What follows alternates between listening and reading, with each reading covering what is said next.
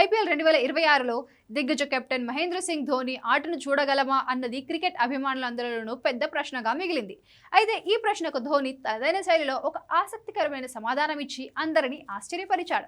ఐపీఎల్లో తన భవిష్యత్తు గురించి మాట్లాడుతూ చెన్నై సూపర్ కింగ్స్ జట్టు నిర్వహణపై కూడా ఎంఎస్ ధోని కీలక వ్యాఖ్యలు చేశారు. ధోని ఎక్కడికి వెళ్లినా ఐపీఎల్ 2026లో ఆడతారా లేదా అనే ప్రశ్న ఆయనకు ఎదురవుతూనే ఉంది. ఇటీవల చెన్నైలో జరిగిన ఒక ఈవెంట్లో ధోనిని ఇదే ప్రశ్న అడిగినప్పుడు ఆయన అందరినీ ఆశ్చర్యపరుస్తూ ఆన్సర్ చెప్పాడు.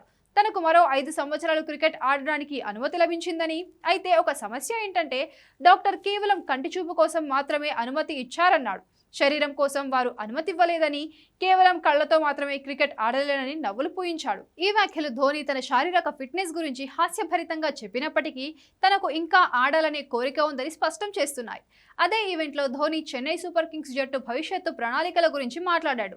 తదుపరి సీజన్లో రుతురాజ్ గైక్వాడ్ తిరిగి రావడంతో జట్టు బ్యాలెన్స్ మరింత మెరుగవుతుందని ధోని అభిప్రాయపడ్డాడు. అంతేకాకుండా రాబోయే మినీ వేలంలో కొన్ని వ్యూహాత్మక మార్పులు చేస్తే సిఎస్కే జట్టు గత సంవత్సరం కంటే చాలా బలపడుతుందని సూచించాడు. వీటితో పాటు తదుపరి సీజన్లో రుతురాజ్ గైక్వాడ్ సిఎస్కే కెప్టెన్ గా బాధ్యతలు స్వీకరించవచ్చని ధోని పరోక్షంగా సంకేతమిచ్చాడు.